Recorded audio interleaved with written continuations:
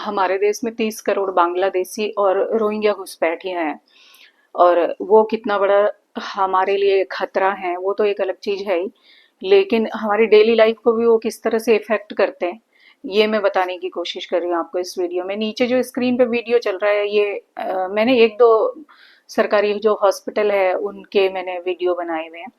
अभी 1-2 महीने पहले मुझे जाना पड़ा अपनी आँख दिखाने के लिए, और इतनी भीड़ थी, डॉक्टर ने 2 मिनट मुझे किसी तरह से दिए और बोल दिया मुझे कि आप चश्मे का जो ग्लास है आपका वो प्रोग्रेसिव ग्लास है और वो सही नहीं है, आप उसे बदल दीजिए, दूसरा लगाइए। और मेरे पास कोई चारा नहीं था, मैं घर घर आ गई। फिर सोचा मैंने तो प्राइवेट हॉस्पिटल में जाकर के 1-2 हज़ार रुपए लगाना थोड़ा मुश्किल ही लगा, तो फिर सोचा क्या करूं, तो अपने चश्मे वाले के पास मैं गई, क्योंकि चश्मा तो खरीदना ही पड़ेगा। ये सोच करके मैं चश्मे वाले के पास गई जो फ्री में चश्मा अगर बनवाते हैं तो वो फ्री में ही एग्जामिन कर देते, टेस्ट कर देते हैं, टेस्ट करते हैं आंखों को, थोड़ा बहुत तो जानते ही हैं वो चश्मे वाले सभी जो चश्मे की दुकान खोल करके बैठे होते। तो एनीवेज उन्होंने देखा और मुझे कहा कि आपके लेंस गंदे हैं, जो थे भी। वो मुझे कैसे पता चला वो मैं बाद में बता, उन्होंने अच्छे से साफ किए और 2 पॉइंट मेरा जो आइस का नंबर था वो 2 पॉइंट बढ़ा हुआ भी था। खैर, तो मतलब 1 महीना हो गया इस बात को, और मैं जब से ये चश्मा यूज किया मैंने नया वाला और साफ रखती हूँ इसको। तो थोड़ा ये भी है कि मैं ये चश्मा ना बिल्कुल ऐसे सटा के रखती हूँ, तो उन्होंने बोला कि ऐसे बिल्कुल मतलब चिपका के मत रखा करो, आंखों में या स्किन में जो भी गंदगी होती है वो इसमें लग जाती है, तो थोड़ा सा दूर रखा करो ऐसे करके, जो मैं नहीं रख पाती हूँ। खैर, इट्स अ डिफरेंट इश्यू। तो मतलब मैं ये बता रही हूँ कि वहां पे सरकारी हॉस्पिटल में मैं गई और एक दिन मेरा पूरा बर्बाद हुआ, लेकिन मुझे कोई फायदा नहीं हुआ। हार करके मुझे मतलब कोई जुगाड़ ही करना पड़ा। ये जुगाड़ ही हुआ कि डॉक्टर के पास जा नहीं सकते थे कि भाई बहुत सारा पैसा लगेगा, ऐसे करके जुगाड़ कर लिया। मैं यही सोच रही थी कि चलो छोटी मोटी प्रॉब्लम थी, जुगाड़ कर लिया, लेकिन बड़ी प्रॉब्लम में बेचारे जो बिल्कुल ही कुछ अफोर्ड कर ही नहीं सकते वो क्या करते होंगे। तो ये तो छोटी छोटी सी बातें हैं, तो इनके जरिए सिर्फ मैं ये बताने की कोशिश कर रही हूँ कि ये जो घुसपैठिए हैं मतलब वो कितने खतरनाक हैं। पहले तो 1-2 वीडियो मैं दिखाने की कोशिश करती हूँ आपको कि इनके जो व्यक्तिगत विचार हैं वो कितने खतरनाक हैं। जब पत्रकार ने पूछा कि अब शाहीन बाग में बुलडोजर चलेगा तो क्या कहना है इस युवक का, वो बताते हैं। इस सवाल पर वहां खड़ा एक युवक ने शाहीन बाग के नाम की धमकी देने लगा। लड़के का क्या जवाब था देखिए इस वीडियो में, उसके बाद चर्चा को आगे बढ़ाते हैं। तो युवा जो यहाँ रहते हैं, क्या युवा ये सोचते हैं कि सरकार एक तरफा कार्रवाई कर रही है? शाहीन बाग में बुलडोजर आ गई, कह रही है सरकार की शाहीन बाग, मदनपुर खादर, ऐसे जो अवैध अतिक्रमण वाली जगह हैं वहाँ बुलडोजर चलाने तुम्हें का। उम्मीद है शाहीन बाग में बुलडोजर आ जाएगी? मैं तो इस चीज़ को नहीं बता।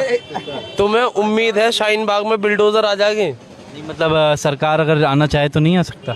शाहीन बाग का नाम सुना आपने?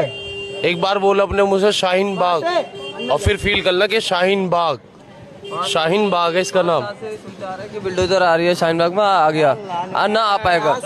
करीब बुलडोजर आने के लिए बहुत बड़ा जिगरा चाहिए, समझ रहे हो ना? एक मैंने नीचे बना रखी, एक ऊपर है। मैंने अपने 4,000 में किराए पे दे रखी। मेरा रोजगार नहीं है, ओल्ड पेंशन मिल नहीं रही है मेरे को अभी। ये ऊपर आपने एक बना के, मैंने एक कमरा अपना किराए पे दे रखा है, एक ही कमरा, एक नीचे मैं रहता हूँ, ऊपर 4,000 रुपए किराए पे। हमारे बच्चे इतने सारे हैं, मतलब ये ऑन कैमरा कह रही है कि और भी जगह मिलेंगे सरकारी, तो वहाँ पे भी अवैध कब्जा कर करेंगे। हमारी मजबूरी बन गई है। आज हमारे छोटे छोटे बच्चे थे, वो बड़े हो गए, उनके बच्चों का कहाँ जाएंगे वो रहने के लिए? बताओ सरकार ने क्या दिया हमें, बताओ ना। हम अपने बाप दादाओं का खरीदा हुआ जमीन, उसका हमको तो पता होगा ना कि कहाँ हमारा कौन खरीदा है। अभी जो आपने क्लिप्स देखे ना, ये बहुत छोटी छोटी बातें थी जो इन्होंने बस ऐसे ही, इनके लिए ये मजाक में बोली गई बातें हो जाएंगी कल के दिन, पर असल में जो हकीकत है ना वो इससे भी ज़्यादा खतरनाक है। ये लोग इससे भी ज़्यादा खतरनाक है, ड्रग्स के धंधे करते हैं, और सरकार इनको आज से नहीं बरसों से ये सब इनको मुफ्त में मिल रहा है। ज़मीनें मिल जाती हैं मुफ्त में, उसके बाद मकान भी मुफ्त में मिल जाते हैं, खाना पीना इनको सब कुछ मुफ्त में मिलता ही है।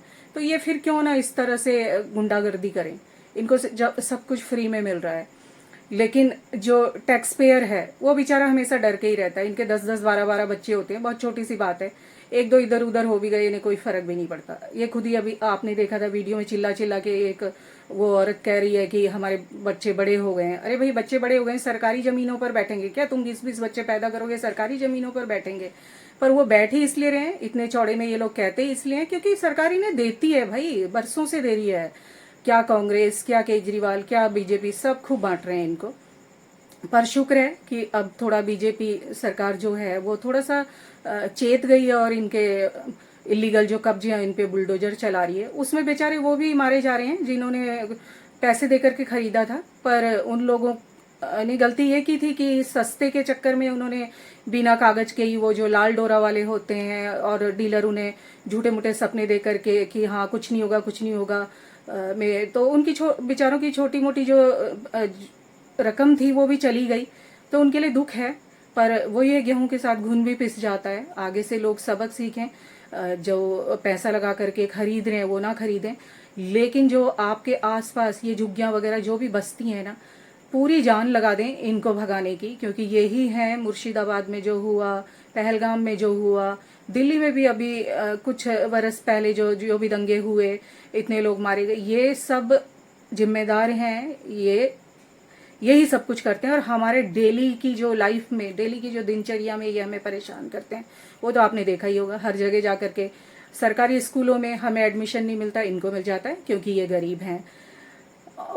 जो भी हॉस्पिटल हैं वहाँ ये पहले ही भीड़ लगा करके बैठे रहते हैं, क्योंकि काम धंधा तो इन्हें करना है नहीं। ये तो भाई जा सकते हैं रोज रोज, एक दिन के बजाय ये 3 दिन जा सकते हैं। हमारे अपने काम धंधे, हम रोज रोज सरकारी हॉस्पिटलों में जाकर के चक्कर भी नहीं लगा सकते।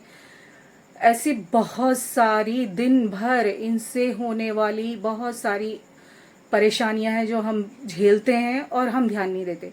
तो प्लीज अपने आसपास इन्हें ना बसने दें। जैसे ये दिल्ली से अभी भगाए जा रहा है तो ये दूसरे शहर में भाग जा रहे हैं, दूसरे शहर से तीसरे शहर में भाग जा रहे हैं। इनके पास सब कुछ है, गाड़ियां हैं, सब कुछ है, साधन है, पैसा खूब है इनके पास। ये आज यहाँ पर सरकारी जमीन में बैठ जाते हैं, फिर सरकार इनको भगाती है, मकान दे देती है, जमीन दे देती है, ये वहां बैठते हैं, कुछ सालों बाद 2-4 साल बाद रह करके वहां ये करोड़ों रुपए में बेच देते हैं, फिर अगले जगह ये झुग्गी डाल देते हैं। इनका प्रोफेशन है भाई। एक तो इन पे दया ना करें और दूसरा जहां भी ये दिखें इनको भगाएं। जय भारत।